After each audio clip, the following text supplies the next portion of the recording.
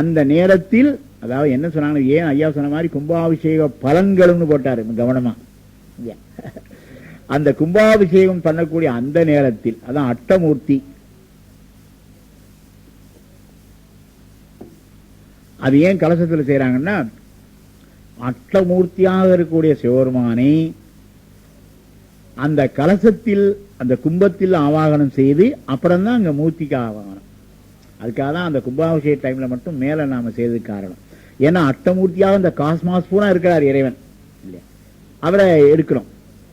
உதாரணமா அவங்க காருக்கு நீங்க காத்தடிக்கிறீங்க டியூப்ல, காற்று எல்லா இடத்துலயும் தான் இருக்குது. ஆனா அந்த காற்றினுடைய ஒரு சக்தியை டயருக்கு கொண்டு வரணும்னா, டியூபுக்கு கொண்டு வரணும்னா அதுக்கு ஒரு எக்யூப்மெண்ட் வேணும் இல்லையா. அதே போலத்தான் அந்த சக்தியை ஆவாகனம் பண்ண இடம் தானே ஒழிய, ஆனால் என்னதான் நீங்க காற்று அடிச்சாலும் இந்த டியூபுக்கு ஏற காத்து அண்டத்தில் உள்ள காத்துக்கு இணையாயிர முடியுமா? அது ஆகவே முடியாது. அதுதான் இதுதான். அதனாலதான் சொன்னாங்க. அதாவது என்னன்னு கேட்டா, ஒரு விஷயம் என்னன்னு கேட்டா, இந்த வைணவத்துல அதான் நம்முடைய கான்செப்ட்ங்கிறது வேற, சைவத்தினுடைய கான்செப்டுக்கும் மற்றவங்க கான்செப்டுக்கும் என்ன வித்தியாசம் கேட்டீங்கன்னா, இந்த ஆன்மா என்பது படிப்படியாக அப்படி முன்னேறி கொண்டே வருகிறது ஞானம். அந்த ஆன்மா முன்னேறி கொண்டு வரக்கூடிய அந்த படிமுறையை தான் என்ன சொன்னாங்கன்னா சரியை, கிரியை, யோகம், ஞானம் என்று வைத்தார்கள் இந்த படிமுறை.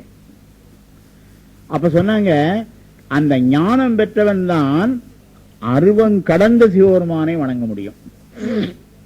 சரியையாளர்கள் இருக்காங்களே, நம்மளாம் சரியையாளர்கள் தான். சரியையாளர்கள் உருவத் திருமேனி, கிரியாளர்கள் அருவுருவத் திருமேனி, யோகிகள் அருவத் திருமேனி, ஞானிகள் அருவங்கடந்த திருமேனி. அதனாலதான் சரியை கிரிய யோகம்னு வச்சாங்க. இந்த இடத்துல ஒரு முக்கியமான கான்செப்ட் நீங்க தெரிஞ்சுக்கணும். ஆனா இப்ப ஆதி சங்கரரோ ராமானுஜரோ சொல்லும் பொழுது இப்ப வேதாந்தத்துல இந்த வார்த்தையவே பயன்படுத்த மாட்டாங்க. நீங்க வேதாந்தம் படிக்க போனீங்கன்னா சரியை கிரியை யோகம்ங்கிற வார்த்தையே வராது. அங்க என்ன வரும் தெரியுமா உங்களுக்கு? பக்தி அப்படிதான் சொல்லுவாங்க. பக்தி அவங்களுடைய கான்செப்ட் வேற மாதிரி இருக்கும். பக்திங்கிறது கான்செப்ட் நமக்கு இல்லை. அதாவது சங்கரருக்கும் ராமானுஜருக்கும் என்ன வித்தியாசம்னு கேட்டீங்கன்னா, ராமானுஜர் என்ன சொன்னார்னு கேட்டா பக்தி வந்த பிறகுதான் ஞானம் வரும். அதாவது சங்கருடைய கொள்கைக்கும் ராமானுஜருடைய கொள்கைக்கும் ஒரு சின்ன வேறுபாடு என்னன்னு கேட்டீங்கன்னா, இவ்வளவுதான் விஷயம். அவங்க நிறைய பக்கமா எழுதியிருக்கிறாங்க. மொத்தம் கான்செப்ட் என்னன்னு கேட்டா, சங்கரர் சொன்னார் ஞானம் வந்த பிறகுதான் இறைவனிடத்திலே உண்மையான பக்தி செலுத்த முடியும். ஆனா இவர் என்ன சொன்னார், ராமானுஜர் என்ன சொன்னாரு, பக்தி வந்த பிறகுதான் ஞானம் வரும். இதுதான் அவங்க ரெண்டு பேருக்குள்ள வேறுபாடு. அது நான் வேடிக்கையா சொல்றது. காற்று வந்ததும் கொடி அசைந்ததா, கொடி அசைந்ததும் காற்று வந்ததா அப்படின்னு சினிமா நம்ம சினிமா கவிஞர் பாருங்க இல்லையா, காற்று வந்ததும் கொடி அசைந்ததா, கொடி அசைந்ததும் காற்று வந்ததா, அது மாதிரி இருக்குது அவங்க சொல்றது. ஆனா நம்ம கவனிங்க, இந்த பக்திங்கிற வார்த்தையை விட்டுட்டாங்க. நம்மகிட்ட 4 பக்தி சொன்னாங்களா?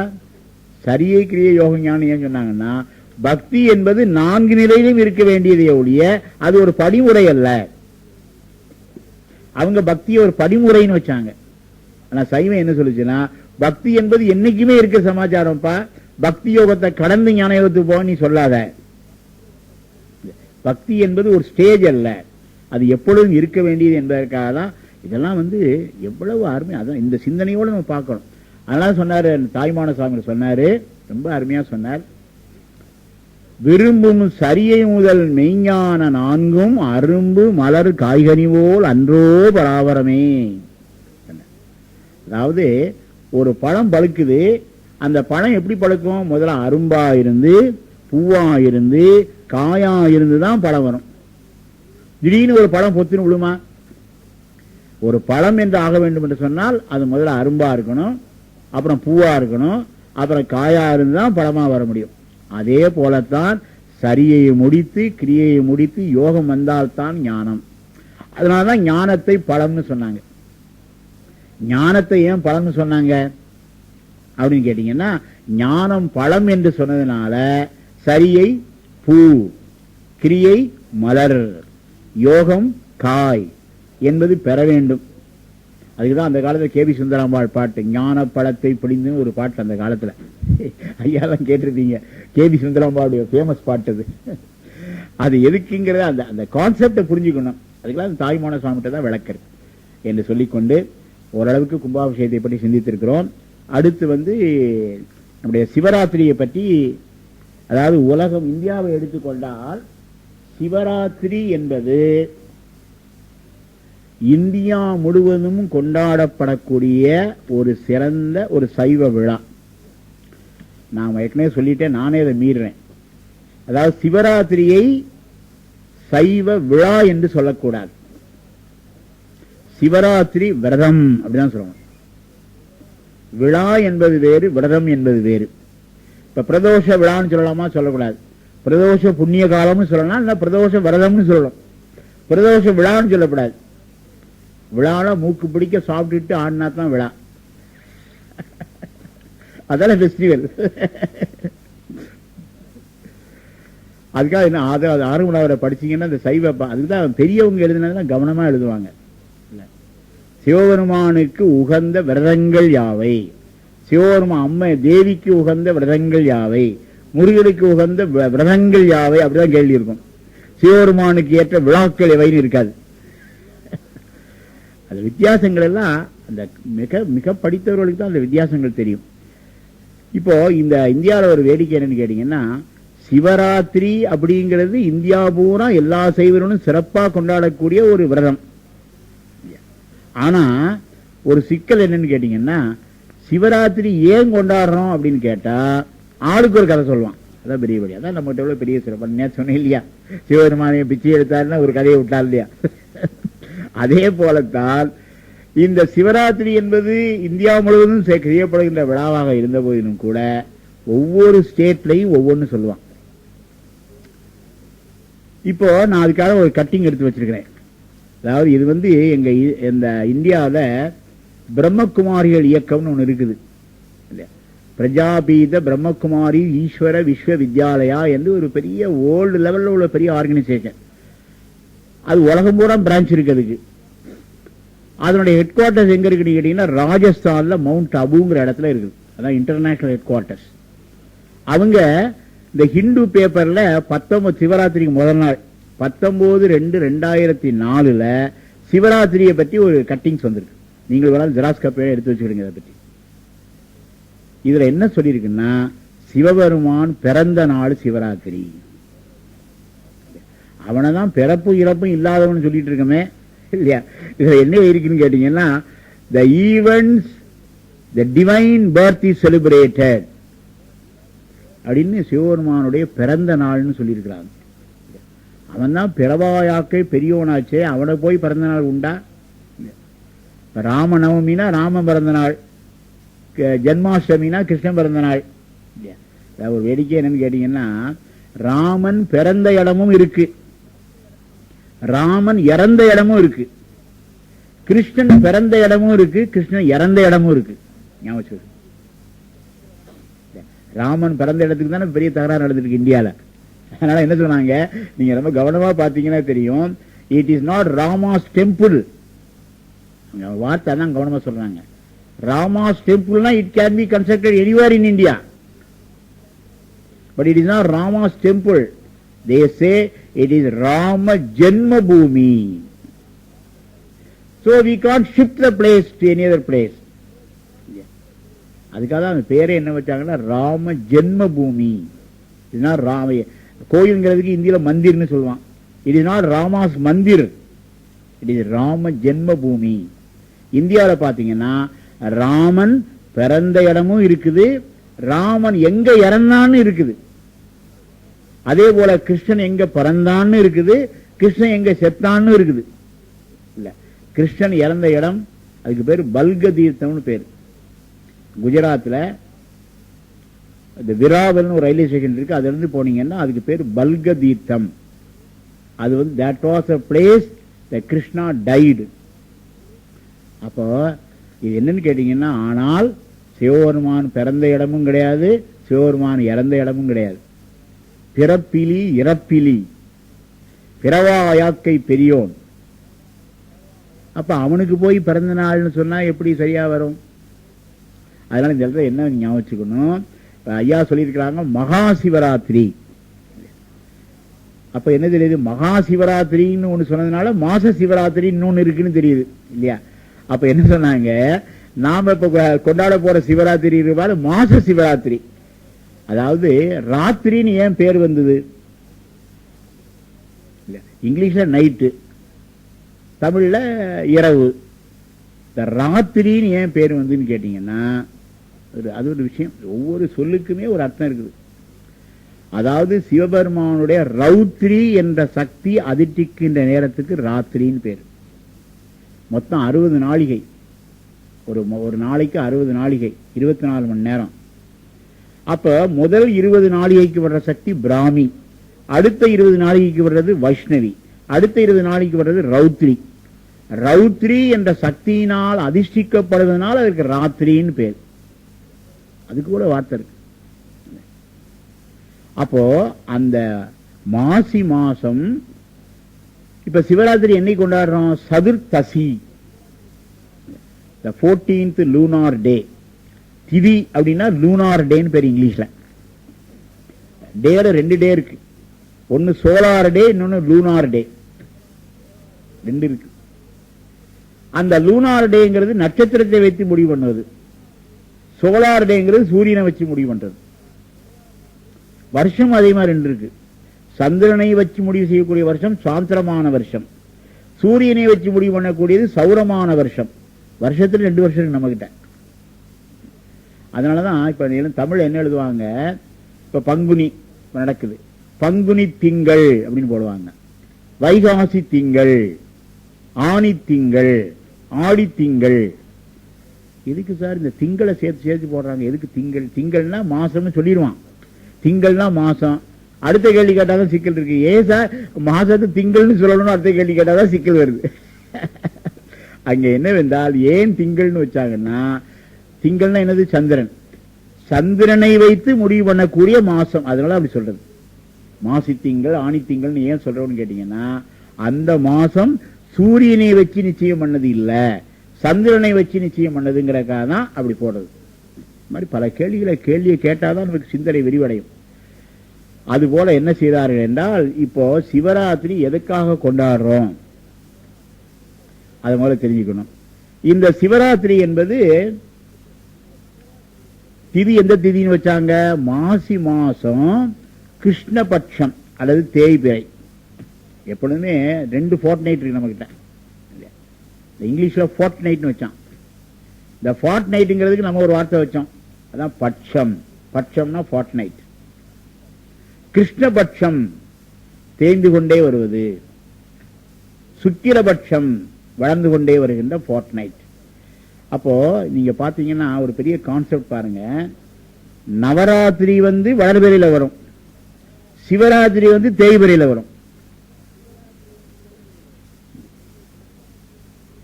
அது ஒரு பெரிய கான்செப்ட்.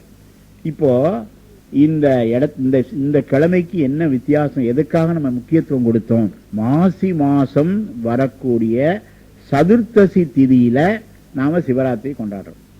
அந்த சிவராத்திரி எதற்காக அதை வைத்தோம் என்பதற்கு நம்முடைய சைவ ஞானிகள் என்ன சொல்லியிருக்கிறார்கள் என்பதுதான் முக்கியம். எப்பொழுதுமே நீங்க ஆராய்ச்சி பண்ணாலும் சரிதான், நம்ம ஞானிகள் என்று யாரை வைத்திருக்கிறோமோ அவர்கள் என்ன சொன்னார்கள் என்பதுதான் முக்கியம்.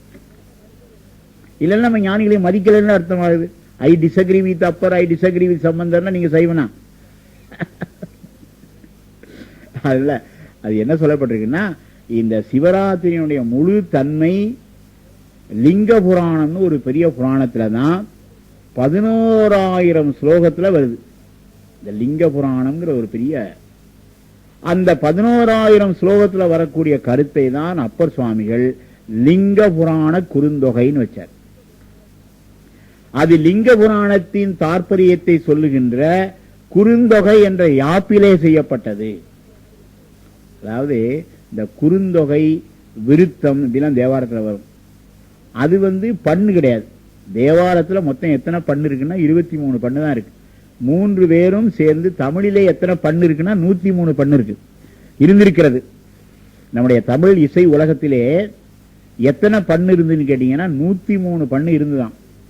அந்த 103 பண்ணிலையுமே நம்முடைய தேவாராசிரியர்கள் பாடியிருக்கிறார்கள். ஆனால் நமக்கு 23 பண்களில் பாடிய பாடல்கள் மட்டும்தான் நமக்கு கிடைத்திருக்கிறது. மற்ற பண்ணுல இப்ப பாடலேன்னு அர்த்தம் இல்ல, பாடியிருக்காங்க, நமக்கு கிடைக்கல. ஏன்னா அவரே சொல்லிட்டாரு, உனக்கு இது போதும்ட்டார் இல்லையா. இவங்க இப்ப கிடைச்சிருக்கிற 7000 பாட்டு நீ படிச்சு ஒப்பேன்னா போதும். இதே ரொம்ப பேர் கேட்பாங்க, என்ன சார் நமக்கு எல்லா தேவாரமும் கிடைக்கலையாமே, வருத்தத்தோட கேட்பாங்க. நான் சொல்லுவேன், இப்ப இருக்கிற 7000 படிச்சு முடிச்சுட்டீங்களா?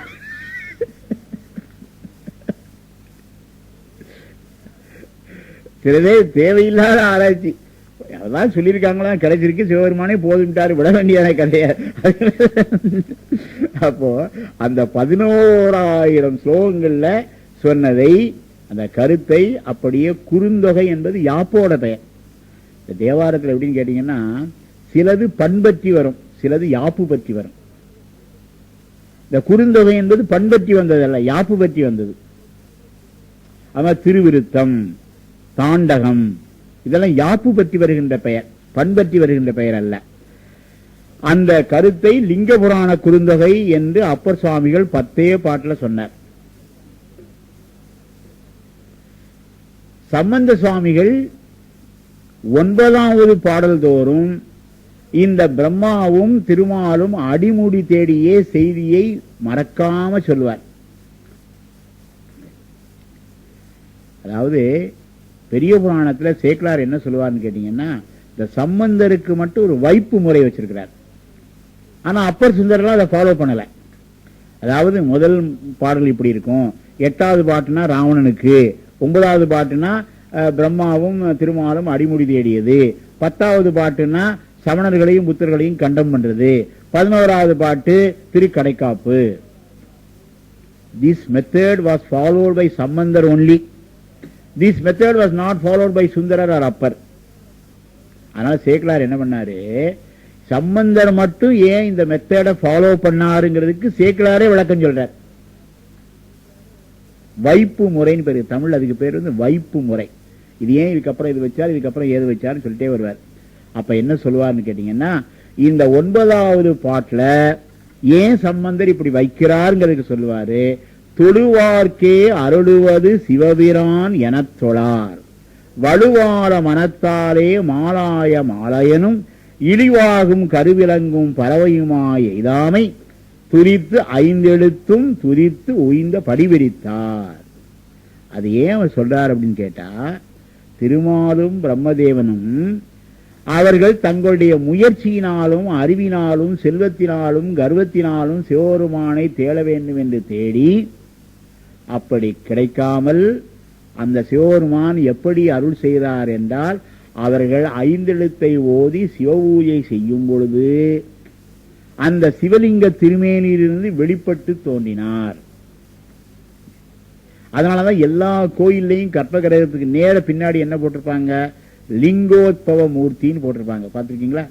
எந்த சிவன் கோயில தமிழ்நாட்டில் நீங்க போனாலும் சரிதான், அந்த கற்பகிரகத்துக்கு பின்னாடி என்ன இருக்கும், லிங்கோத்பவ மூர்த்தின்னு போட்டிருப்பாங்க.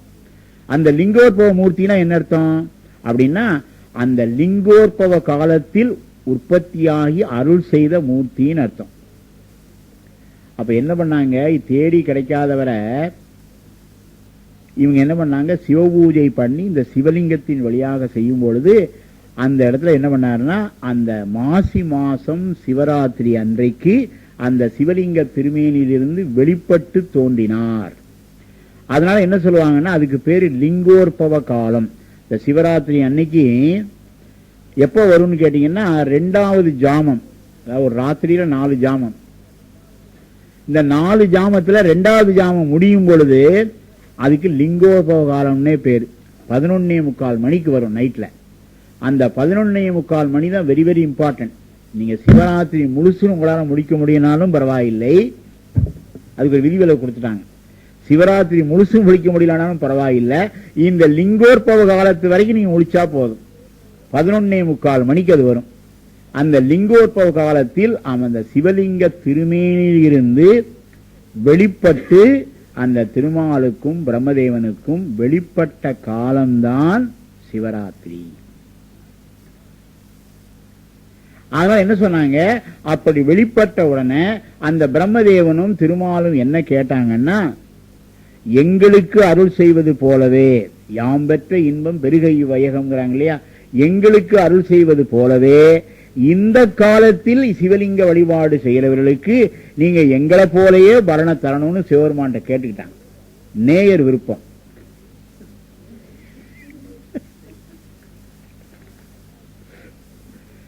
அதனால என்ன பண்ணாரு, எப்பயுமே சிவபெருமான் நேர் விருப்பத்தை இனிமே புறக்கணிக்க மாட்டார். நிறைய நேர் விருப்பம் பண்ணியிருக்கிறார். உதாரணமா சொல்றேன் பாருங்களேன். இப்ப சிவபெருமான் நஞ்சு உண்டார், ரைட் தான். நஞ்சு உண்டு சாகல, ரைட் தான், ஏற்றுக்கிடுவோம் சார். கடவுள் நஞ்சை சாப்பிட்டும் சாகல. அப்புறம் இன்னொன்னு சொல்றீங்களே, அந்த நஞ்சை சாப்பிட்டதுனால கழுத்து மட்டும் கருப்பாவே இருக்குன்னு சொல்றீங்களே, இதை மட்டும் அவரால் மாற்ற முடியலையா சார்? நம்ம பையன் கேட்பாங்க. நல்ல நியாயமான கேள்விதானே. என்ன சார் இப்ப பிளாஸ்டிக் சர்ஜரிங்கிறான், ஹேர் டிரான்ஸ்பிளான்டேஷனுங்கிறான், முடியவே மண்டையவே எடுத்துட்டு வேற மண்டை வைக்கலாங்கிறான். எவ்வளவு விஞ்ஞானம் டெவலப் ஆயிருக்கு. நம்ம மனிதர்களே இவ்வளவு செய்யும் பொழுது நீங்க சொல்லுகின்ற இந்த பெரிய சிவபெருமான், அந்த விஷத்தை குடிச்சு சாகாத சிவபெருமான், இந்த கண்டத்துல வந்த கருப்பை மட்டும் மாத்திக்க முடியாதா சார்? அதுக்கு ஒன்றும் பிளாஸ்டிக் சர்ஜரி எல்லாம் கிடையாதா அவருக்கு அப்படின்னு கேட்கிறான். அங்கதான் இந்த கேள்வி கேட்டா என்னன்னா, இந்த கேள்விக்கு பதில் இருக்கு. அதாங்க விஷயம். இந்த கேள்விக்கு ஞானிகள் பதில் சொல்லியிருக்கிறார்கள். ஏன் அந்த நஞ்சை சாப்பிட்டு அவர் என் கருப்பு மட்டும் என் கண்டமா மாறலன்னா, அங்க தேவர்கள் என்ன கேட்டாங்கன்னா, சுவாமி நாங்கள் உங்களை வழிபடும் பொழுது நாங்க செஞ்ச தப்பு எங்களுக்கு ஞாபகத்துக்கு வரணுங்கிறதுக்காக வேண்டி உங்க கழுத்தை மட்டும் கருப்பாவே வச்சுக்கிடுங்கன்னு அவங்க கேட்டாங்களாம். அதனாலதான் கருப்பா வச்சுட்டு இருக்காருன்னு வருது கந்த புராணத்துல.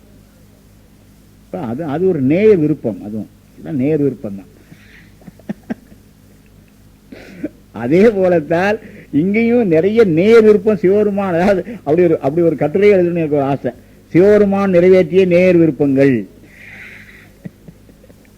இல்ல ரேடியோல மட்டும்தான் இந்த பாட்டை கேட்கணுமா, நீங்க நேர் விருப்பம்னு நாங்களும் கேட்கப்படாதா? அது எத்தனை நேர் விருப்பம் பண்ணியிருக்காரு தெரியுமா? நிறைய நேர் விருப்பம் பண்ணியிருக்கிறார். இன்னொரு நேர் விருப்பம் சொல்லட்டுமா நான் உங்களுக்கு? ரொம்ப இன்ட்ரெஸ்டிங்கா இருக்கும் கேட்க வேண்டிய நேர் விருப்பம். என்னன்னு கேட்டீங்கன்னா, சிவபெருமானுடைய உண்மையான வெஹிக்கிள் என்ன தெரியுமா உங்களுக்கு? ஐராவணம் என்ற யானை. அதுதான் அவருடைய உண்மையான. ஐராவணம்னு ஒரு யானை இருக்கு. அதுக்கு எத்தனை கொம்புனா 2000 கொம்பு. இந்த பக்கம் 1000 கொம்பு, இந்த பக்கம் 1000 கொம்பு. அந்த யானை தான் சிவபெருமானுடைய வாகனம். அதுலதான் வந்துகிட்டு இருந்தாராம். ஆனா ஒரே நாள் ஒரு நேயர் விருப்பம் வந்தது இல்லையா? அதனாலதான் சொல்லுவாரு, அந்த நேர் விருப்பத்தை யாரு போட்டான்னு கேட்டீங்கன்னா, தர்ம தேவதை. இந்த உலகத்துல நாம செய்கின்ற தர்மங்கள் இருக்குல்ல, இந்த தர்மம், அதாவது உலக தர்மங்கள், இந்த உலக தர்மங்களை எல்லாம் கணக்கு வைக்கின்ற தர்ம தேவதை இருக்கு. அந்த தர்ம தேவதை என்ன கேட்டுச்சான், சுவாமி நீங்க இந்த உலக தர்மத்தை ஏற்படுத்தியவரும் நீங்கள் தான், சிவ தர்மத்தை ஏற்படுத்தியவரும் நீங்கள் தான். உலக தர்மம்னு ஒண்ணு வச்சிருக்கோம் இல்லையா, சட்டத்திட்டங்கள், அதுவும் சிவபெருமான் தான் ஏற்படுத்துறார். அது தர்ம சாஸ்திரங்கள சொல்லப்பட்டிருக்கு. ஆனா சிவபுண்ணியங்கள் இருக்கு பாருங்க, அந்த சட்டம் நாயன்மார்கள் செய்ததை காத்ததெல்லாம் உலக தர்மம் இல்ல, சிவபுண்ணியத்தை தான் அவங்க காத்தாங்க நாயன்மார்கள். நீங்க உலக தர்மத்தின்படி பார்த்தால் நாயன்மார்கள் செய்ததெல்லாம் கிரைம்ஸ், அப்படிதானே? நாயன்மார்கள் செய்ததெல்லாம் கிரைம்ஸ் தானே. ஆனா அதை ஏன் பெரிய செயல் நீங்க எடுத்துட்டு இருக்கீங்க?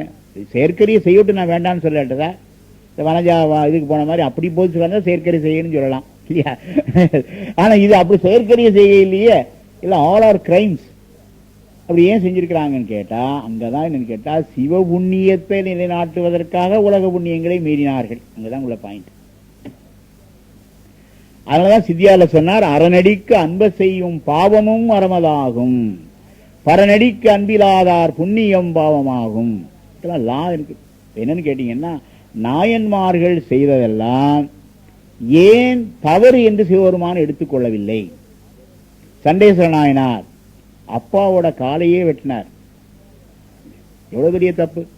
அவர் அப்பா மட்டுமல்ல, அவர் 3 ரோல் வருது, அவருக்கு 3 செக்ஷன்ல வருது. ஒன்னு அவருக்கு வேதம் சொல்லிக் கொடுத்த வாத்தியார், ஒன்னு அவரை பெற்ற தந்தை, 3வது அவர் ஒரு அந்தணர். ஒரு அந்தணரை கொன்ற பாவம், ஒரு தந்தையை கொன்ற பாவம், ஒரு ஆசிரியரை கொன்ற பாவம். இவ்வளவு ஒரே ஆக்ஷன்ல 3 பாவம் வருது. இவ்வளவு பெரிய பாதகம் செய்தும் நம்ம என்ன பாடுறோம்? பாதகத்துக்கு பரிசு வைத்தானுக்கே பல்லாண்டு கூறுதுமேன்னு பாடுறோம். அப்ப என்னன்னு கேட்டா, அங்கே சண்டேஸ்வர நாயனார் நிலைநிறுத்தியது சிவபுண்ணியம். சிவபுண்ணியத்தை நிலைநாட்டுவதற்காக உலக புண்ணியத்தை மீறுகிறார். இதுதான் இந்த நம்ம சைவத்தினுடைய கான்செப்ட். அது நேரத்தை சொன்ன இல்லையா, மேன்மைகொள் சைவ நீதி. அதுக்கு 2 அடை போட்டாங்க. அது மேன்மைகொள் நீதி, இன்னொன்னு சைவ நீதி. சிவாகமத்தில் விதிக்கப்பட்ட நீதி, அடுத்தால உலக நீதியை விட அது சிறந்தது. அதான் சொன்னார் மேன்மைகொள் சைவ நீதி. எதை விட மேன்மை என்றால் உலக நீதியை விட மேன்மை உடையது. இதுதான் நம்முடைய கான்செப்ட், கொள்கை. இது என்ன பண்ணுச்சான் தர்ம தேவதை, நீங்க இது மாதிரி சொல்லியிருக்கீங்க, ஆகையினால இதை நிலைநாட்டுவதற்காக, அதாவது சிவபுண்ணியத்தை நிலைநாட்டுவதற்காக உலக புண்ணியத்தை மீறலாம்னு ஒரு சட்டம் வச்சிருக்கீங்க இல்லையா, இதை உலகத்தாருக்கு காட்டுவதற்காக தர்ம தேவதை ஆகிய நானே ரிஷபமாக இருந்து உம்மை சுமக்கிறேன்னு கேட்டுச்சான். அதுக்காக என்ன பண்ணாரு, அதாவது எப்பொழுதுமே இந்த ரிஷபம் ஒரு ஊர்தி, அவர் ஒரு கண்ட்ரோலர் இல்லையா. ரிஷபத்து மேல இருக்காருன்னு என்ன அர்த்தம்? இதை கண்ட்ரோல் பண்றாருன்னு அர்த்தம். இப்ப எப்படி driver should control the car, the car cannot control the driver. புரியுதா உங்களுக்கு? அதே போலத்தான் இந்த சிவபுண்ணியத்தை செய்வதற்காக உலக புண்ணியத்தை மீறலாம் என்பதை காட்டுவதற்காக இந்த யுகம் முடிகிற வரைக்கும் நானே உம்மை சுமக்கிறேன்னு கேட்டுச்சான். அதுக்காக தான் தர்ம தேவதை மேல அவரை தர்றார். அதுவும் ஒரு நேய விருப்பம் தானே, அது எல்லாமே நேர் விருப்பம் தான். ஆனா திரிபுர சம்ஹார காலத்துல மட்டும் திருமாலையே தாங்கினார். இந்த ரிஷபத்துல அவர் மட்டும் திருமாலும் கொஞ்ச நேரம் தாங்கினார் சிவபெருமான. எப்போ? அந்த திரிபுர சம்ஹார காலத்துல. அதனாலதான் மாணிக்கவாசகர் திருவ சொன்னார், கடகரியும் பரிமாவும் தேரு முகந்து ஏறாதே இளவ முகந்து ஏறியவா எனக்கு எம்ப என்னேடி. எங்க வருது? திருச்சாளல்ல வருது. கடகரியும் பரிமாவும் தேரு முகந்து ஏறாதே இடவ முகந்து ஏறியவா எனக்கு எம்ப என்னேடி. தடமதில்கள் புறமூன்றும் தளலெரித்த அந்நாளில் இடவமதாய் தாங்கினான் திருமால்கான் சாளலோ. மாணிக்கவாசருடைய வாக்கு. சண்டைக்கு போனா யானை மேல சண்டைக்கு போவாங்க, குதிரை மேல சண்டைக்கு போவாங்க, தேர் மேல சண்டைக்கு போவாங்கன்னு தான் நாங்க கேள்விப்பட்டிருக்கோம். காளமாட்டு மேல சண்டைக்கு போனாலும் நீர் ஒருத்தர் தான். அந்த காலத்துல மன்னர்கள் எல்லாம் காளமாட்டு மேல சண்டை போட்டாங்கன்னு இங்க இருக்கா? யானையில போவாங்க, குதிரையில போவாங்க, இப்படிதான் நடக்கும். யானைப்படை, தேர்ப்படை, காலாட்படை இப்படிதான் இருந்துச்சு. அதான் கேட்கிறாரு, அருமையான கேள்வியை பாருங்க. கடகரியும் பரிமாவும் தேரு முகந்து ஏறாதே இளவ முகந்தேறியவா எனக்கு எம்ப என்னேடி. தடமதில்கள் புறமூன்றும் தளலெரித்த அந்நாளில் இளவமதாய் தாங்கினான் திருமால்கான் சாளலோ. அப்பொழுது போனது அந்த இளவம், அந்த திருமாலே ரிஷபமாக இருந்து தாங்கினார். அதை புரிஞ்சுக்கோ அப்படின்னு இதெல்லாம் திருவாசகத்தில் எவ்வளவு பொருள். திருவாசகத்தை ஓதுகிறோம், இந்த பொருள்கள் எங்கே வருகிறது என்று நாம் திருமுறைகளுக்கு அப்படி சிந்திக்கணும். அப்பதான் அதனுடைய சிறப்பு நமக்கு தெரிஞ்ச மாதிரி ஆகும் என்று சொல்லிக்கொண்டு, இப்பொழுது அதைத்தான் சொன்னார் இவர் நம்முடைய சேக்கிழார் சுவாமிகள். அந்த சிவபெருமான் தான் எல்லாருக்கும் அருள் செய்கிறார். அது பிரம்மதேவனாக இருந்தாலும் சரி, விஷ்ணுமூர்த்தியாக இருந்தாலும் சரி, அவர்களுக்கும் அருளுவது சிவபெருமான் என்று காட்டுவதற்காகத்தான் அந்த 9வது பாடல்தோறும் சம்பந்தர் இந்த வரலாற்றை கூறுகிறார் என்று யார் சொல்றார்? சேக்கிழார் சொல்றார். அதுதான் நம்முடைய சிவராத்திரி என்று சொல்லக்கூடிய நேரம். அந்த நேரத்தில் அருள் செய்தார். அவர்களுக்கு அருள் செய்தார். எப்பொழுது அருள் செய்தார்? அந்த சிவராத்திரி என்ற நேரத்தில் அருள் செய்தார்.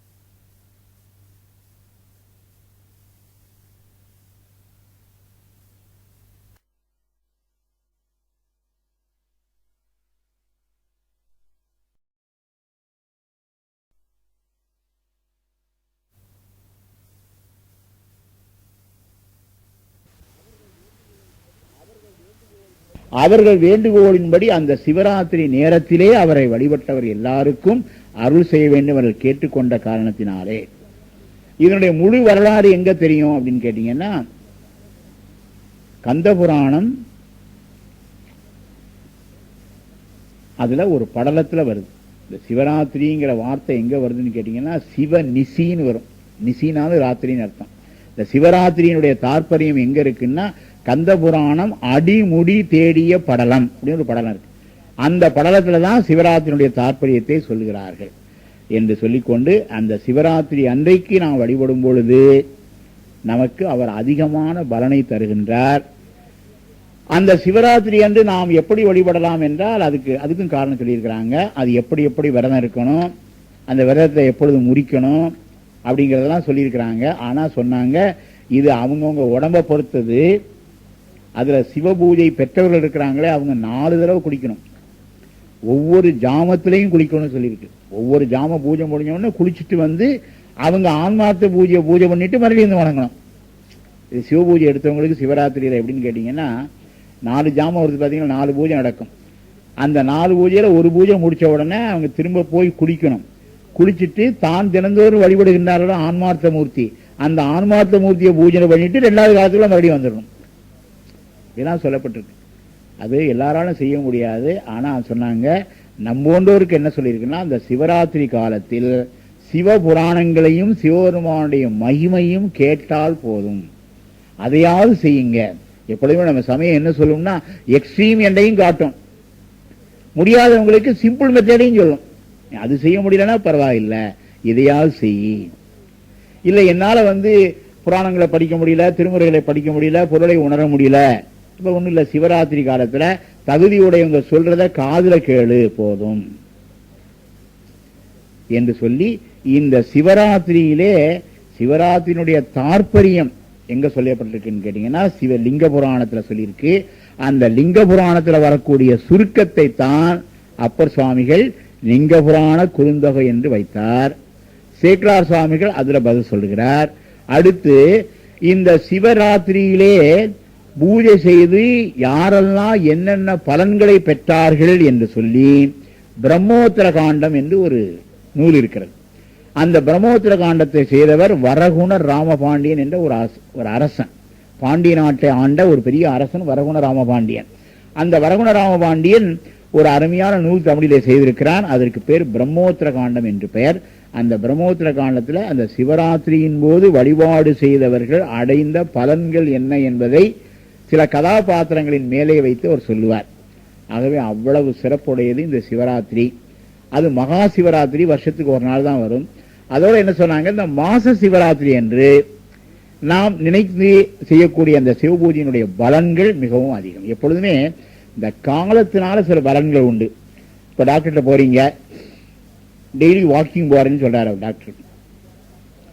வாக்கிங் போறான்னு டாக்டர் சொல்றாரு, அவ்வளவுதான் சொல்லுவாரு. இவர் வாக்கிங் போடலாங்கிறதுக்காக மத்தியானம் 1 மணிக்கு கொடையை பிடிச்சிட்டு வாக்கிங் போனாருன்னா பிரயோஜனம் உண்டா? வாக்கிங் போகணும்னா காலையில இந்த ஓசோன் அதிகமா இருக்கிற நேரத்தில் வாக்கிங் போனா தான் அது பிரயோஜனம் இல்லையா? இப்ப அதுக்கும் கண்டுபிடிச்சிட்டாங்க, வீட்டுக்கு போகாமலே வாக்கிங் போறதுக்கெல்லாம் மிஷின் வந்துருச்சு இப்ப இல்லையா? என்ன பாருங்க, வாக்கிங் வெளியில போக முடியாதான், அதுக்கு ஒரு மிஷின் வீட்டுல உட்காந்து நடக்கிற மாதிரி ஓடுற மாதிரி எல்லாம் வந்திருக்கு. அதாவது வேடிக்கையா சொல்றது, சாப்பிடுறதுக்கு மட்டும்தான் ஒரு மிஷின் வரணும். இப்போ இனிமேல் நமக்காக வேண்டி அதே சாப்பிடும். அது ஒண்ணு மட்டும் வந்துட்டா போதும், மற்றவைகள்லாம் வந்தாச்சுன்னு சொல்லுவேன் நான் இல்லையா? அப்படி ஒண்ணு வருதான்னு தெரியல, வந்தாலும் வந்து கொஞ்ச நாள் இல்ல நீங்க சாப்பிட வேண்டியதில்லை, அதுவே சாப்பிடும் உங்களுக்காக வேண்டி.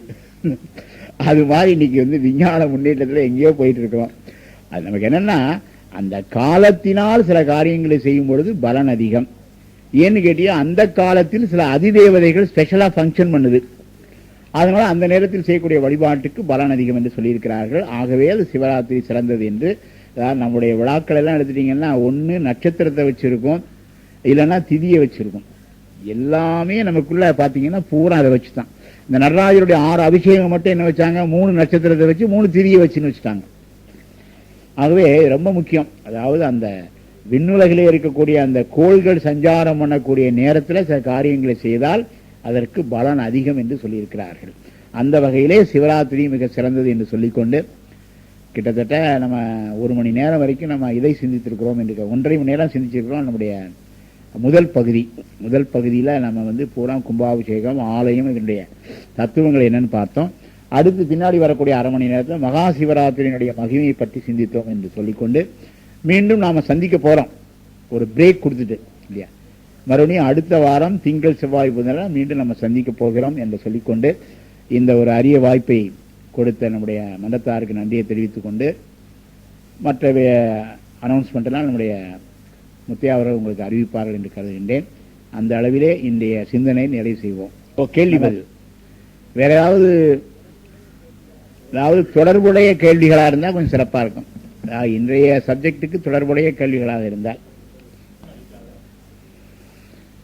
அதாவது ஆகமங்களின்படி கட்டிய கோயில்கள் என்பது ஒன்று, ஆகமங்களின்படி கிரியைகள் நடந்து கொள்ளக்கூடிய கோயில்கள்னு ஒன்று. பொதுவாக வடநாட்டில் உள்ள கோயில்களும் ஆகமங்கள் படி தான் நடக்குது. ஆனால் அவைகள் வேறு ஆகமங்கள். ஏன்னா அதனுடைய கன்ஸ்ட்ரக்ஷனும் வேற மாதிரி இருக்கு. பார்த்தீங்களா, அந்த கன்ஸ்ட்ரக்ஷன் வரும்பொழுது பூஜையும் மாறும்.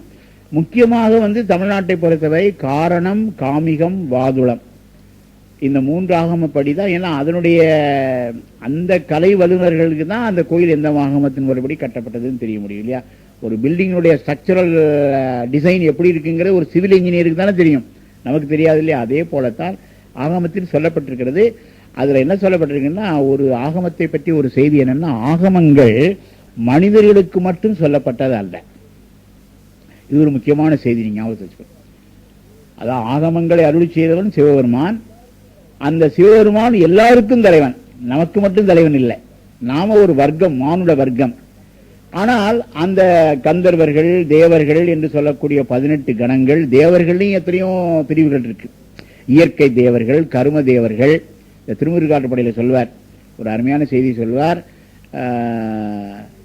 4 இயற்கை 11 9 இரட்டிய உயர்நிலை பெரியர் அப்படிம்பார் திருமுருகாற்றுப்படையில.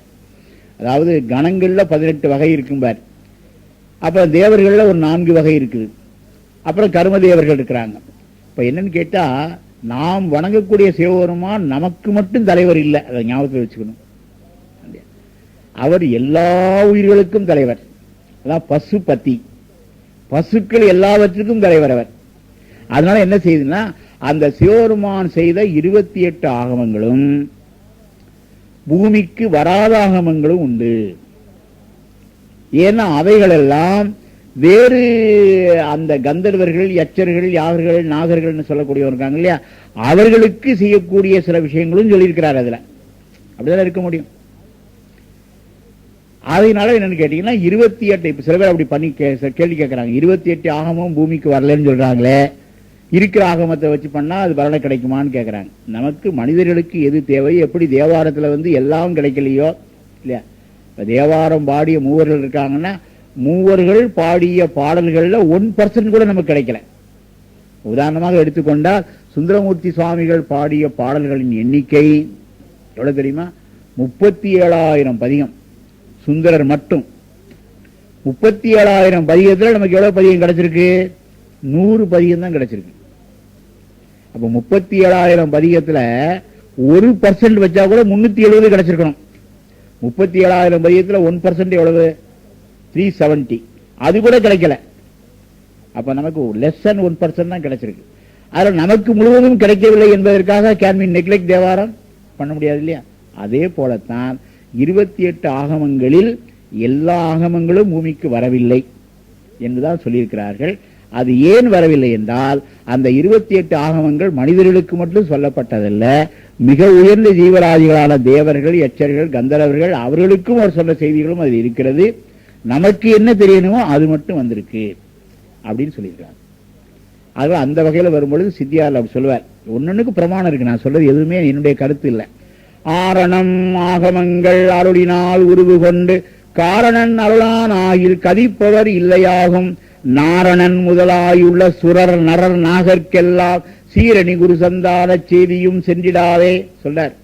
சுரர்கள், நாகர்கள் எல்லாருக்கும் சொன்னதான் ஆகமம் என்று சிவஞான சித்தியார்ல வருது. அதனால அதாவது எந்த காலத்தில் எது யாருக்கு தெரிய வேண்டுமோ அது மட்டும்தான் ரிவீல் ஆகும். அதன்படி நமக்கு ரிவீலான அந்த ஆகமங்களின் முறைப்படி அவர்கள் ஆலயத்தை அமைத்திருக்கிறார்.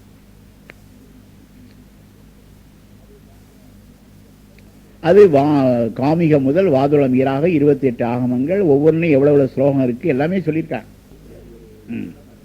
அதாவது கும்பாபிஷேகம் பார்க்கிறது பலனை உடையது. இந்த சில பேர் என்ன பண்றாங்கன்னா கொஞ்சம் அதை கமர்ஷியல் ஆக்கி விட்டுறாங்க. அது இத்தனை கும்பாபிஷேகம் பட்டா இன்னும் வரும் அப்படிங்கறதெல்லாம் அப்படியெல்லாம் ஒன்றும் சொல்லலை. கும்பாபிஷேகத்துக்கு பலன் உண்டு. அது அந்த கமர்ஷியலா வரும்பொழுது சில இதை நிறைய ஏற்றி விட்டுறாங்க. அதாவது பாவம்னா அதாவது ருத்ராட்சம் போட்டா பாவங்கள் போகும்னு இருக்குது. இவங்க 1 மணி உத்ராட்சம் போட்டா இந்த பாவம் போகும், 2 மணி உத்ராட்சம் போட்டா இந்த பாவம் போகும், 3 மணி வாத இந்த பாவம் போகும்னு சொன்னா அது என்னவோ நம்ம ரொம்ப அதை டைல்யூட் பண்ணி விட்டுறோம். சும்மா ஒரு நம்பிக்கை ஏற்படுத்துவதற்காக அப்படி சொல்லுவது, அவ்வளவுதான். அதே போலதான் தேவார பதியங்களுக்கு பலன் இருக்கு பாருங்க. அதுவும் சொல்லும் பொழுது இந்த தேவாரம் ஓதுனா கண்ணு வலி போகும், இந்த தேவாரம் ஓதுனா மூக்கு வலி போகும், இந்த தேவாரம் போனா அப்படி அர்த்தமே இல்லை. எந்த தேவாரத்தை ஓதுனாலும் பலன் உண்டு. ஆனா இப்ப என்ன ஆச்சுன்னா கமர்ஷியலா பண்ணீங்க விதியை வெல்வது எப்படின்னு புத்தகம் கொடுத்துட்டு இருக்கீங்க இல்லையா? இந்த கான்செப்ட் எல்லாம் கிட்டத்தட்ட ஒரு 100 ஆண்டுகளுக்குள்ள வந்த ஒரு கான்செப்ட், ஒரு 50 ஆண்டுகளுக்குள்ளதான். அதுக்கு முன்னாடி அப்படி இல்லை. அப்படி என்ன ஆச்சுன்னா அப்படி ஒரு அப்படியாவது வரட்டுமே. அதாவது என்னன்னு கேட்டீங்கன்னா இந்த நமக்கு ஏதாவது ஒண்ணுலதான் வருவோம்.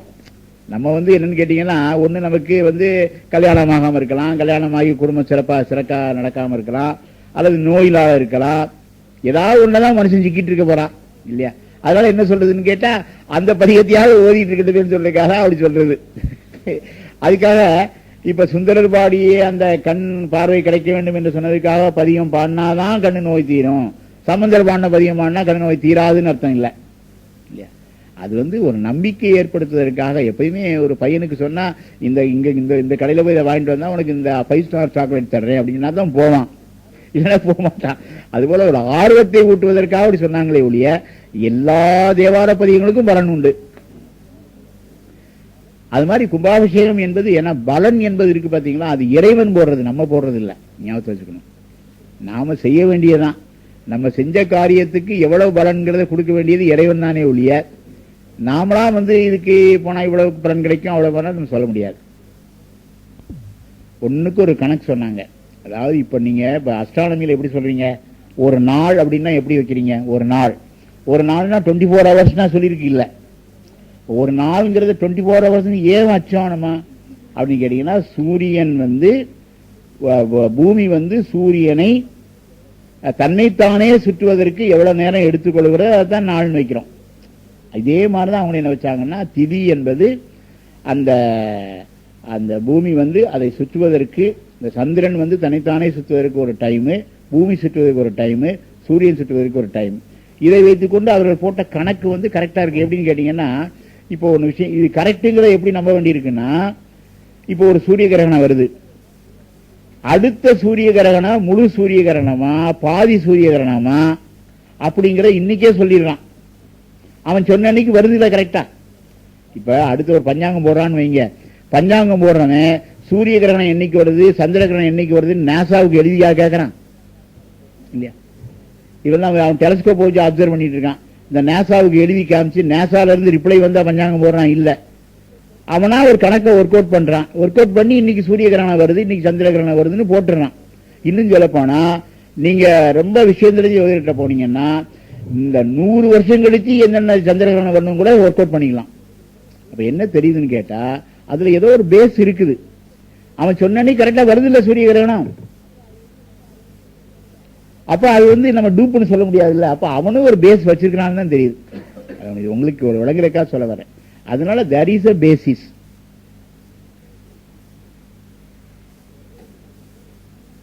ஆனா ஒரே ஒரு விஷயம் என்ன கேட்டா, நாம விஞ்ஞானத்திலிருந்து என்ன மாறுபடுறோம்னா ஒரு கான்செப்டை புரிஞ்சுக்கணும். விஞ்ஞானம் என்ன சொல்லுதுன்னா, விஞ்ஞானத்திலிருந்து ஆன்மீகம் ஒரு வகையில எப்படி வேறுபடுதுன்னு கேட்டீங்கன்னா, விஞ்ஞானம் சொல்லுவது சூரியன் சந்திரன் என்று இந்த கிரகங்களை சொல்லுகிறது. ஆனா நாம சொல்றது கிரகங்களை சொல்றது இல்ல. நாம எதை சொல்றோம்னா அந்த சூரியனை இயக்குகின்ற அதிதேவதையை தான் நம்ம சூரியன் சொல்றோம். நம்ம சூரியனை வணங்கல, இந்த சூரியனை இயக்குகின்ற அதிதேவதை இருக்கு பாத்தீங்களா, அதைத்தான் நம்ம வணங்குறோமே ஒழிய இந்த சூரியனையோ சந்திரனையும் நம்ம வணங்கல. அதுதான் நீங்க வித்தியாசம் தெரிஞ்சுக்கணும். ஒரு முக்கியமான வித்தியாசம் என்ன தெரிஞ்சுக்கிறீங்கன்னா, நம்முடைய கான்செப்டுக்கும் சயின்ஸோட கான்செப்டுக்கும் வித்தியாசம் என்னன்னு கேட்டீங்கன்னா, அந்த சூரியன் சந்திரன் கிரகங்கள் இருக்கே அது கண்ணுக்கு தெரிந்தால் கூட அவற்றை இயக்குகின்ற அதிதேவதைன்னு ஒண்ணு இருக்கு பாத்தீங்களா, அந்த அதிதேவதை விஞ்ஞானத்துக்கு ஆப்படாது. உதாரணமா எடுத்துட்டீங்கன்னா இப்ப சூரியன் இருக்குது, இந்த சூரியன் ஒரே சூரியன் தான் இருக்குது. இந்த நேத்தே சொன்னேன், இந்த இப்ப இருக்கிற சூரியனுக்கு வயசு எவ்வளவு ஆச்சுன்னா 4.5 பில்லியன் இயர்ஸ். அவ்வளவு வயசாயிருக்கு சூரியனுக்கு. இப்ப என்ன கேள்வின்னு கேட்டீங்கன்னா, இந்த சூரியன் ஒரு மாசம் இருக்கு இல்லையா, இந்த ஒரு மாசம் சுத்தி வரும் பொழுது இந்த 4.5 பில்லியன் இயர்ஸுக்கு இருந்தது ஒரே சூரியன் தான், வேற வேற சூரியன் இல்ல. ஆனா நம்ம சாஸ்திரம் என்ன சொல்லுதுன்னா, அந்த சூரியன் நீ ஆப்சர்வேஷன்ல பாக்குற சூரியன் அவன் தான், ஆனா அந்த சூரியனை இயக்கி கொண்டு வந்தான் அல்லவா, அவன் ஆள் மாறிக்கொண்டே வருகிறான். இப்ப போன கர்ப்பத்தில் இந்த சூரியனை இயக்கிற ஆள் வேற, இந்த கர்ப்பத்தில் சூரியனை இயக்கிற ஆள் வேற. அதே போல ஒரே வருஷத்திலேயே இந்த சூரியனை 12 பேர் இயக்குறாங்க, 12 அதிதேவதைகள். உதாரணமா ஒண்ணு சொன்ன பாருங்களேன், இப்ப நீங்க எங்க ஊர்ல பெரிய எக்ஸ்பிரஸ் இருக்குது, மெட்ராஸ்ல இருந்து, இப்ப உங்க ஊரை எனக்கு சொல்ல தெரியல, இப்ப மெட்ராஸ்ல இருந்து டெல்லிக்கு போறீங்க. மெட்ராஸ்ல இருந்து டெல்லிக்கு போறதுக்கு 2 ஃபாஸ்ட் எக்ஸ்பிரஸ் இருக்கு, ஒன்னு ஜிடி எக்ஸ்பிரஸ்மா, இன்னொன்னு தமிழ்நாடு எக்ஸ்பிரஸ்மா. இந்த 2 தான் ஃபாஸ்டஸ்ட் ட்ரெயின் மெட்ராஸ்ல இருந்து டெல்லிக்கு போறதுக்கு. நீங்க ஒரு 36 மணி நேரம் 40 மணி நேரம் பிரயாணம் பண்றீங்க, நீங்க உட்கார்ந்து இருக்கிற ரயில் அதே தான். ஆனா உங்களுக்கு தெரியாது, இந்த 36 மணி நேரத்துல இந்த ட்ரெயினை ஓட்டிக்கு வந்த டிரைவர் 4 பேர் மாறிடுவான். உங்களுக்கு தெரிய வேண்டிய அவசியம் இல்லை, உங்களுக்கு நீங்க உட்கார்ந்து இருக்கிற பற்றி டெல்லி போய் சேர்ந்தா போதும், அவ்வளவுதான் நமக்கு வேண்டியது. அந்த சூரியனை அந்த ரயில எத்தனை டிரைவர் ஓட்டினா நமக்கு என்ன வந்தது, நம்மளை கொண்டு சேர்த்துடணும், அவ்வளவுதான் நமக்கு வேண்டியது. அதே போலத்தான் அந்த ட்ரெயினை இயக்குவதற்கு டிரைவர்கள் மாறிக்கொண்டு வருவது போல இந்த சூரியனை இயக்குவதற்குள்ள அதிதெய்வங்கள் மாறிக்கொண்டே வரும். அதனாலதான் 12 ராசின்னு ஏன் வச்சாங்க கேட்டீங்கன்னா, இந்த சூரியனை இயக்குகின்ற அதிதேவதை மாசம் மாசம் மாறிடும், அதே அதிதேவதை வராது. அந்த 12 அதிதேவதைகள் அந்த சூரியனை இயக்குவதனாலதான் 12 ராசின்னு வச்சாங்க. அது அந்த சில கான்செப்ட்ல நம்ம வேறுபடுவோம். மற்றபடி அந்த சயின்ஸினுடைய மற்ற கான்செப்ட்ல நம்ம வேறுபடல.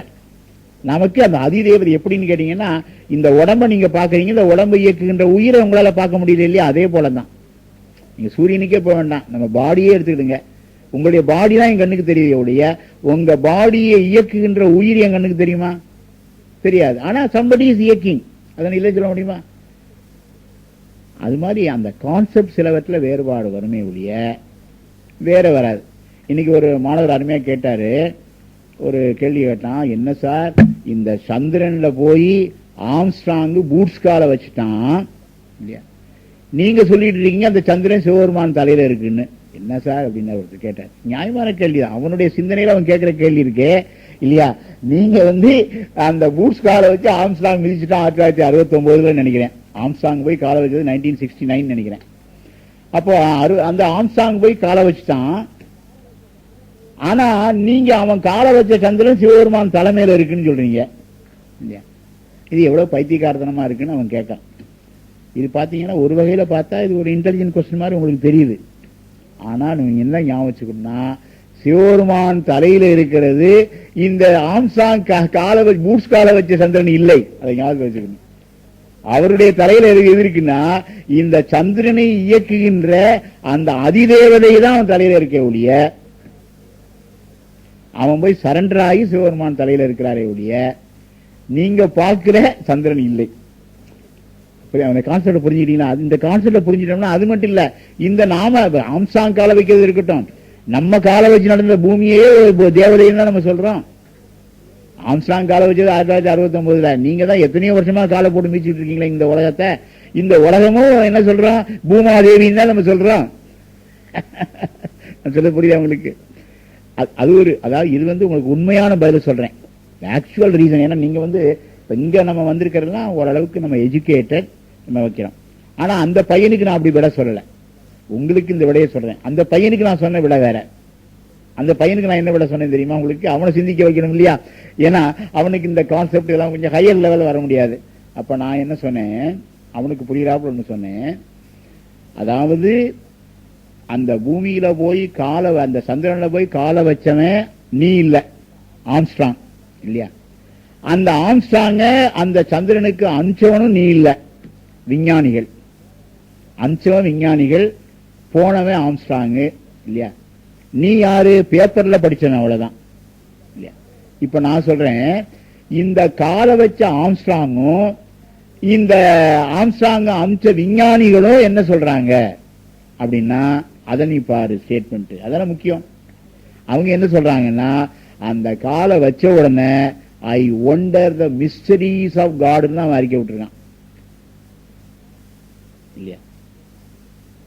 அப்ப என்னன்னு கேட்டா, ஒரு லெவலுக்கு மேல போனோம்னா அவங்களுக்கு என்ன வருதுன்னா, எவ்வளவு பெரிய மிஸ்டரி இன்னும் இருக்குது, அன்எக்ஸ்ப்ளோர்டு மிஸ்டரி எவ்வளவு இருக்குன்னு தான் அவன் கடவுளை பற்றி தான் ஆச்சரியப்படுறானே ஒழிய, அந்த விஞ்ஞானத்தை அந்த ஆம்ஸ்ட்ராங்கும் அந்த அவனை அனுப்பிச்ச விஞ்ஞானிகளும் கடவுள் இல்லைன்னு அறிக்கை விட்டுருக்கானா இல்லையா? அது சொன்னேன், அவனை திங்க் பண்ண வைக்கிறது. நீங்க விட்டவன் அமெரிக்காக்காரன், நீங்க இல்ல. அந்த அமெரிக்காக்காரன் இந்த ஆம்ஸ்ட்ராங் கையில விட்டவன நோட்ல உள்ளதை மாத்திட்டானா, இன் காட் வி ட்ரஸ்ட் அப்படின்னு தான் போட்டிருக்கான் இல்லையா? பாரு, நீ பேப்பர்ல படிச்சாலும் கடவுள் இல்லைங்கிறான், செஞ்சவன் கடவுள் இல்லைன்னு சொல்லல. கேள்வியை பாருங்க, அந்த ஆம்ஸ்ட்ராங் அமெரிக்கன் கடவுள் இல்லைன்னு சொன்னானா, அவன் டாலர்ல என்ன போட்டிருக்கான், இன் காட் வி ட்ரஸ்ட் அப்படின்னு தான் போடுறான். அப்ப என்ன தெரியுதுன்னா, அப்ப பார்வை, ஏன்னா இது சிந்திக்க வைக்கிறது. நான் சொல்றது புரியுதா உங்களுக்கு? இதான் சிந்திக்க வைக்கிறதுங்க. அப்ப அவங்களும் விஞ்ஞானிகளும் என்ன பண்றாங்கன்னா, they are not able to finalize the mysteries. ஒரு லெவலை கண்டுபிடிச்சானா அதுக்கு மேல இன்னொரு மிஸ்டரி அவனுக்கு இருக்கு. நான் சொல்றது, அதாவது அந்த வியூ தான், பார்வை தான் வேற. நம்ம பார்த்தோம்னா நம்ம கான்செப்ட் ஒரு நாளும் தப்பாகாது.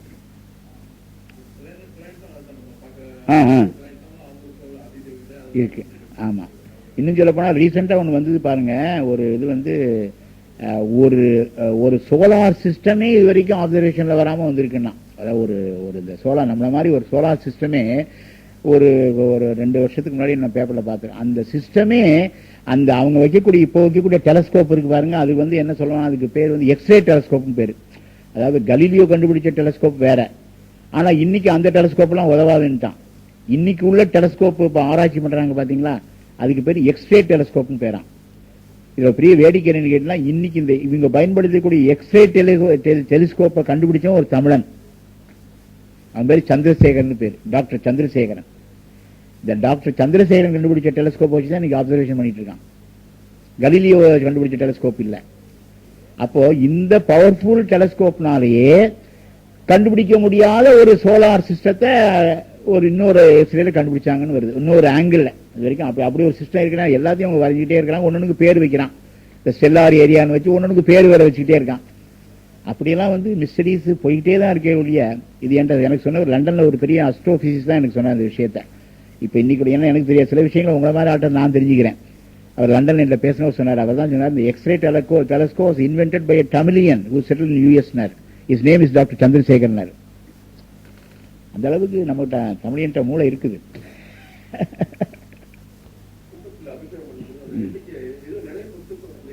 ஆமா, அது வந்து என்னன்னு கேட்டீங்கன்னா, அந்த கோபுரம் இருக்கு இல்லையா, அந்த கோபுரத்துல வந்து நிலைப்படி இருக்கு இல்லையா, நிலைகள், அதான் அந்த இடையில அது என்ன சொல்லுங்க, மாடாக்குள்ள விண்டோஸ் மாதிரி இருக்கு இல்லையா, வாசல் அதுக்கு பேர் நிலைப்படின்னு பேர். நிலை, அந்த நிலை வந்து எத்தனை இருக்கோ அத்தனை கலசம் தான் இருக்கும்.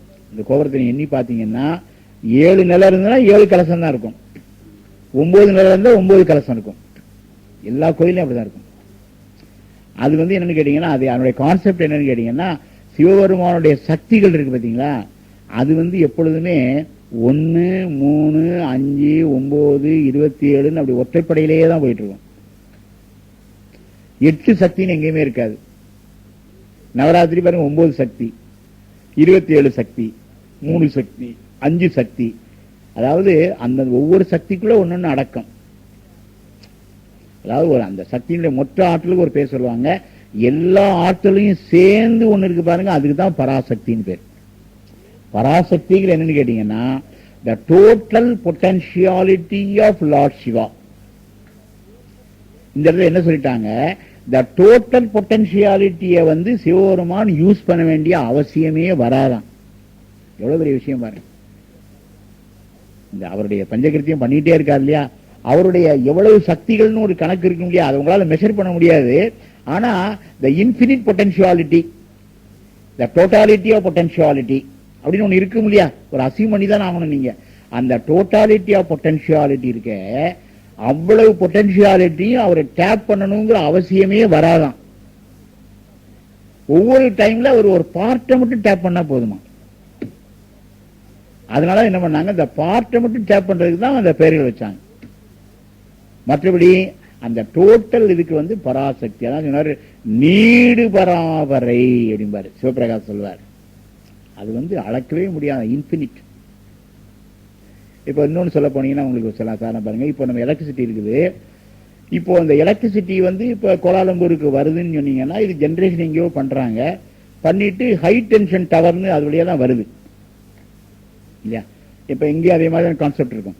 இந்த ஹெச்டி டவர்மா அது பாத்தீங்கன்னா 11,000 வோல்ட், 12,000 வோல்ட், 20,000 வோல்ட்னு போட்டிருப்பான். ஆனா இப்ப என்னன்னு கேட்டீங்கன்னா, நீங்க அந்த ஹெச்டி லைன்ல இருந்து வீட்டுக்கு கனெக்ஷன் கொடுக்க முடியுமான்னா முடியாது. நீங்க அதுல இருந்து கனெக்ஷனை நீங்க நேர கொடுத்தீங்கன்னா இந்த பல்பே வெடிச்சிடும். இங்க எவ்வளவு போனாலும் இந்த 220 வோல்ட் கன்வெர்ட் பண்ணி தான் நீங்க பண்ண முடியும்னு சொல்றாங்க இல்லையா எலக்ட்ரிசிட்டியில. அப்ப என்னன்னா, அந்த டோட்டல் அந்த எனர்ஜி பூரா ஒரு டிரான்ஸ்பார்மருக்குள்ள அடங்கி, அந்த டிரான்ஸ்பார்மர்ல இருந்து ஸ்டெப் டவுன் பண்ணி தான் நம்ம யூஸ் பண்ண முடியும். பட் ஆனா அதே சமயத்துல அந்த டிரான்ஸ்பார்மரை டோட்டல் அந்த ஹெச்டி லைனை முழுசு கட் பண்ணி விட்டீங்கன்னா உங்க ஊர்ல லைட் போயிடும். அப்ப என்ன தெரியுதுன்னு கேட்டா, நாம எப்படி அந்த டோட்டல் பொட்டன்ஷியாலிட்டியை நம்ம யூஸ் பண்ண முடியாதோ, அதே போலத்தான் சிவபெருமானுடைய டோட்டல் பொட்டன்ஷியாலிட்டியை ஆன்மாக்கள் பயன்படுத்தவே முடியாது.